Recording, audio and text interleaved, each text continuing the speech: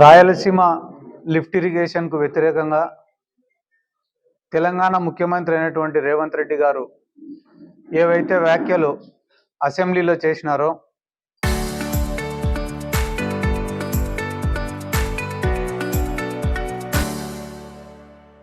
చంద్రబాబు నాయుడు గారితో చేసుకున్నటువంటి చీకటి ఒప్పందం గురించి ఏవైతే వ్యాఖ్యలు అసెంబ్లీలో చేసినారో రాయలసీమ ప్రజలకు అన్యాయం జరిగే విధంగా ఆ వ్యాఖ్యలు ఉన్నాయనే ఉద్దేశంతో వైఎస్ఆర్ కాంగ్రెస్ పార్టీ మా నాయకులు జగన్మోహన్ రెడ్డి గారు, అదే రకంగా మా జిల్లా అధ్యక్షులు కాట్సాని రాంభూపాల్ రెడ్డి గారి ఆదేశాల మేరకు ఈ నెల 5వ తేదీన తరిగోపుల దగ్గర రాయలసీమ ప్రజలకు అందరికీ రాయలసీమ లిఫ్ట్ ఇరిగేషన్ యొక్క ఇంపార్టెన్స్ని, అవసరాన్ని తెలియజేయాలనే ఉద్దేశంతో అక్కడ ఒక భారీ బహిరంగ సభను ఏర్పాటు చేయాలని చెప్పి నిర్ణయించడం జరిగింది.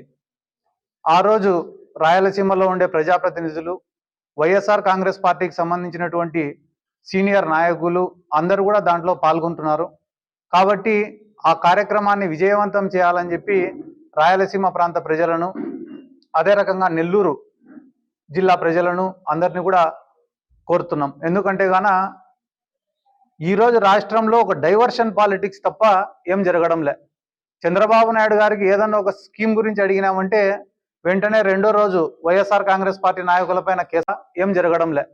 చంద్రబాబు నాయుడు గారికి ఏదన్నా ఒక స్కీమ్ గురించి అడిగినామంటే వెంటనే రెండో రోజు వైఎస్ఆర్ కాంగ్రెస్ పార్టీ నాయకులపైన కేసు అన్నా పెట్టాలా, లేదా వైఎస్ఆర్ కాంగ్రెస్ పార్టీ నాయకులపైన దాడులన్నా జరగాల. వెంటనే ఆ ఇష్యూని డైవర్ట్ చేసి ఆ స్కీమ్ గురించి ఎవరు అడగకుండా చేయాలనేదే ఈ గవర్నమెంట్ యొక్క ముఖ్యమైన ఉద్దేశం. కాబట్టి ఇంకా ఎక్కువ రోజులు నిలబడే పరిస్థితి లేదు. ఆల్మోస్ట్ దాదాపు ఇప్పటికి 18 నెలలు అయిపోయింది. ఇంకా కేవలం ఒక 2 సంవత్సరాలు ఉంది. ఆ తర్వాత ఫైనల్ ఎలక్షన్ ఇయర్ వచ్చేస్తుంది.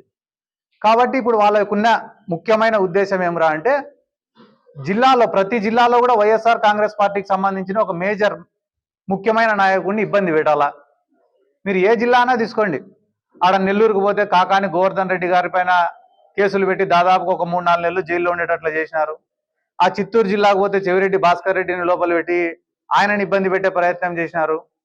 నల్లపరెడ్డి ప్రసన్న కుమార్ రెడ్డి గారి ఇంటిపైన దాడి చేసినారు. పల్నాడు జిల్లాకు పోతే గాన పిన్నెల్లి రామకృష్ణారెడ్డి బ్రదర్స్ పైన చేయని నేరానికి డబల్ మర్డర్ కేసు పెట్టినారు. నిన్న అంబటి రాంబాబు గారి పైన దాడి చేసినారు. పేర్ని నాని గారి పైన రోజుకు 10 కేసులు పెడుతున్నారు.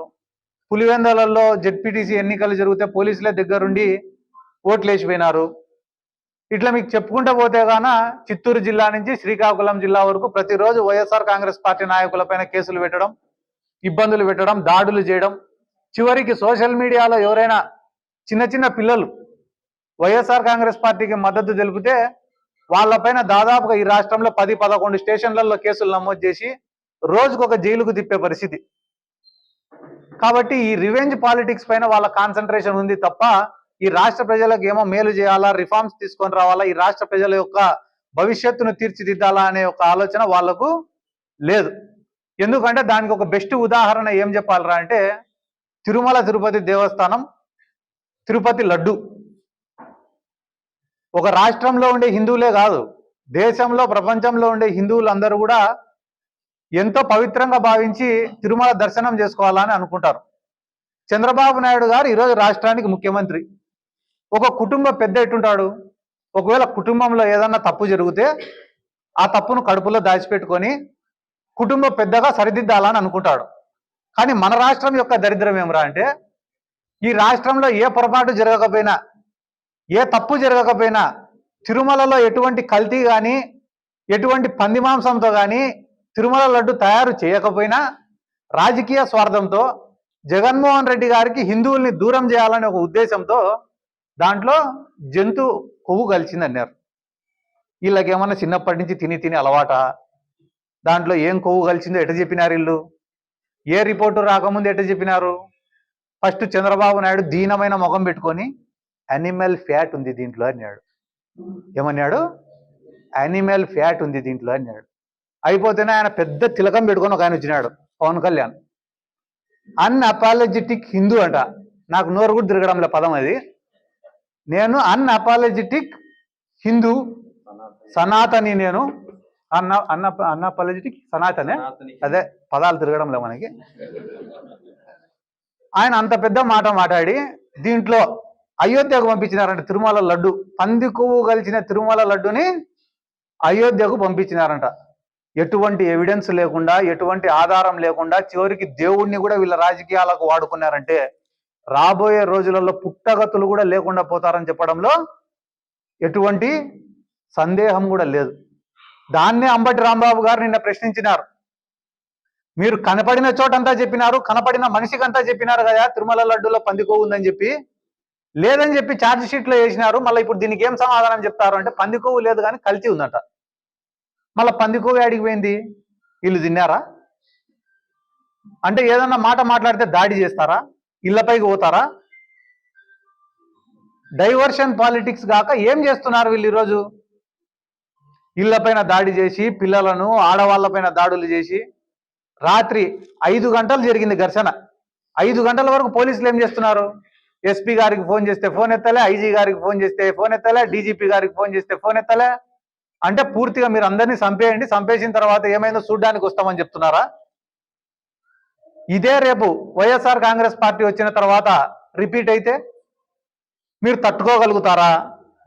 దాడి చేసిన ప్రదేశంలో మేమే ఉంటాం, పరిగెత్తుకుంటే పోలీస్ స్టేషన్ పోతే ఆడ మేమే ఉంటాం, గాయాలతో హాస్పిటల్ పోతే ఆడ మేమే ఉంటాం, చివరికి మీరు నిద్రపోతే కళల్లో కూడా మేమే ఉంటాం. కాబట్టి చర్యకు ప్రతి చర్య ఖచ్చితంగా ఉంటుంది. ఎక్కడైనా తప్పు చేస్తేనో, క్రిమినల్స్ చేస్తేనో, క్రిమినల్ యాక్టివిటీస్ చేస్తేనో పోలీసులు చర్యలు తీసుకుంటే అదొక అర్థం. కానీ అమాయకుల పైన, సామాన్యుల పైన డైవర్షన్ పాలిటిక్స్ కాక ఏం చేస్తున్నారు వీళ్ళు ఈరోజు? ఇళ్లపైన దాడి చేసి, పిల్లలను ఆడవాళ్లపైన దాడులు చేసి, రాత్రి 5 గంటలు జరిగింది ఘర్షణ. 5 గంటల వరకు పోలీసులు ఏం చేస్తున్నారు? ఎస్పీ గారికి ఫోన్ చేస్తే ఫోన్ ఎత్తలే, ఐజీ గారికి ఫోన్ చేస్తే ఫోన్ ఎత్తలే, డీజీపీ గారికి ఫోన్ చేస్తే ఫోన్ ఎత్తలే. అంటే పూర్తిగా మీరు అందరినీ చంపేయండి, చంపేసిన తర్వాత ఏమైందో చూడ్డానికి వస్తామని చెప్తున్నారా?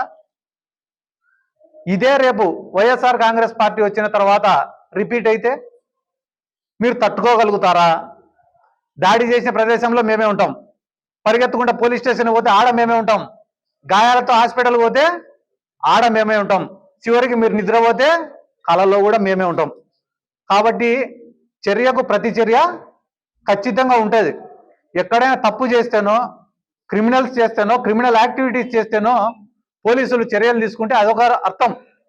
కానీ అమాయకుల పైన, సామాన్యుల పైన, వైసీపీ మద్దతుదారుల పైన జగన్మోహన్ రెడ్డి బొమ్మ వేసుకుంటే కూడా వాళ్ళపైన కేసు పెట్టడం, చివరికి నిన్న మొన్న ఎవడో ఊర్లో కోడిని వస్తే వానిపైన కేసులు పెట్టడం, ఇంత దుర్మార్గమైనటువంటి ప్రభుత్వము ఈ దేశంలోనే ఎక్కడా లేదని చెప్పి ఈ సందర్భంగా నేను తెలియజేసుకుంటూ, వీళ్ళు ఎన్నైనా చేయొచ్చు, సెంట్రల్ గవర్నమెంట్ బీజేపీదే ఉంది, ఎందుకయ్యా రాయలసీమ లిఫ్ట్ ఇరిగేషన్ ఎందుకు ఆపినావని అడిగితే గాన దానికి చంద్రబాబు నాయుడు ఏం చెప్తున్నాడు? పర్యావరణ అనుమతులు లేవంట. 70% ప్రాజెక్టులకు, ఏ ప్రాజెక్టుకు కూడా పర్యావరణ అనుమతులు ఉండవు.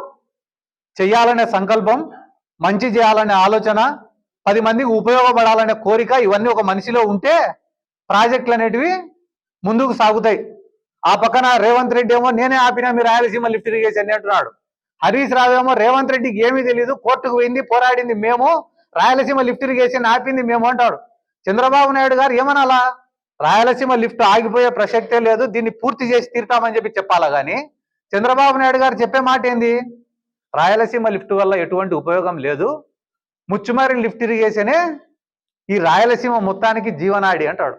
మళ్ళీ ముచ్చుమర్రి లిఫ్ట్ ఇరిగేషన్ అంత జీవనాడి అయితే గాన కేసీ కెనాల్ రైతులు ఎందుకు వారం రోజుల ముందర విషం బాటిళ్ళు, ఉరితాళ్లు పట్టుకొని కేసీ కాలువలో దిగినారు? రేపు 10వ తేదీకో 12వ తేదీకో నీళ్ళు ఆగిపోతాయని చెప్తుంటే రైతులు దేంతో కొట్టాలని ఎందుకు ఎదురు చూస్తున్నారు మిమ్మల్ని? ముచ్చుమారి ఎత్తిపోతల పథకం యొక్క కెపాసిటీ ఎంత? 1000 క్యూసెక్కులు పారుతున్నాయంటే కానీ 4 పంపులు, ఒక లిఫ్ట్. అది దాని యొక్క కెపాసిటీ ఎంత? దాంతో రాయలసీమ మొత్తాన్ని నువ్వు సస్యశ్యామలం ఎట చేస్తావు? ఎవరిని తప్పుదారి పట్టియాలనుకుంటాను? జగన్మోహన్ రెడ్డి గారు పోతిరెడ్డిపాడు కెపాసిటీని 80,000 క్యూసెక్కులు పెంచితే నువ్వు హర్షిస్తున్నావా, వ్యతిరేకిస్తున్నావా? ఒకవేళ నువ్వు వ్యతిరేకించే వ్యక్తి అయితే ఎన్టీ రామారావు గారు ముఖ్యమంత్రిగా ఉన్నప్పుడు ఎన్టీ రామారావు గారు 1,00,000 క్యూసెక్కులకు పోతిరెడ్డిపాడును పెంచడానికి సిద్ధంగా ఉండారనే స్టేట్మెంట్ ఎవరు ఇలా టీడీపీలో ఇచ్చిన వ్యక్తి ఇదే చంద్రబాబు నాయుడు గారు. ఆ రోజు మీ ప్రభుత్వం ఉంటే ఒక రకంగా, ఈరోజు జగన్మోహన్ రెడ్డి గారు మంచి చేస్తుంటే ఇంకొక రకంగా. మీరు మాట్లాడడం వెనకాల ఆంతర్యం ఏమి అంటే మంచి చేయకూడదు. మెడికల్ కాలేజీలు జగన్మోహన్ రెడ్డి గారు ఇస్తా అంటే తప్పు, ఈయన ప్రైవేటైజ్ చేస్తే ఒప్పు. రాయలసీమ లిఫ్ట్ ఇరిగేషన్ జగన్మోహన్ రెడ్డి గారు చేస్తా అంటే తప్పు, ఎన్టీ రామారావు గారు స్టేట్మెంట్ ఇస్తే ఒప్పు. కాబట్టి ఇటువంటివి ఎక్కువ రోజులు నిలబడవు. ఖచ్చితంగా రేపు 5వ తేదీన జరిగే మీటింగ్ కూడా మా నాయకుడు కాటసాని రాంభూపాల్ రెడ్డి గారి అధ్యక్షతన మా నంద్యాల జిల్లాలో ఉండే ప్రజాప్రతినిధులు అందరి సహకారంతో కూడా చాలా పెద్ద ఎత్తున విజయవంతం చేసి ఈ రాయలసీమ లిఫ్ట్ ఇరిగేషన్ యొక్క అవసరాన్ని రాయలసీమ ప్రజలకు అందరికీ తెలిసేటట్లా చేస్తామని చెప్పి ఈ సందర్భంగా నేను తెలియజేసుకుంటూ, ఇటువంటి దాడులు ఏవైతే నిన్న అంబటి రాంబాబు గారి పైన జరిగిందో దాన్ని తీవ్రంగా ఖండిస్తున్నాం. మా నంద్యాల జిల్లా తరఫున ఖచ్చితంగా గుంటూరు, మా మీటింగ్ అయిపోయిన వెంటనే గుంటూరుకు పోయి అంబటి రాంబాబు గారికి మద్దతుగా మేము నిలబడతామని కూడా ఈ సందర్భంగా నేను తెలియజేసుకుంటూ సెలవు తీసుకుంటాను. Thank you. చరిత్ర సృష్టించినోడు ఇప్పుడు ఆ చరిత్రని తిరగరాయబోతున్నాడు. అబద్ధాల గోడల్ని బద్దలు కొట్టి నిజాలను రాగా మీ ముందుంచబోతున్నాడు. నిజమైన వార్తల కోసం వెంటనే డౌన్లోడ్ చేసుకోండి రా యాప్ని.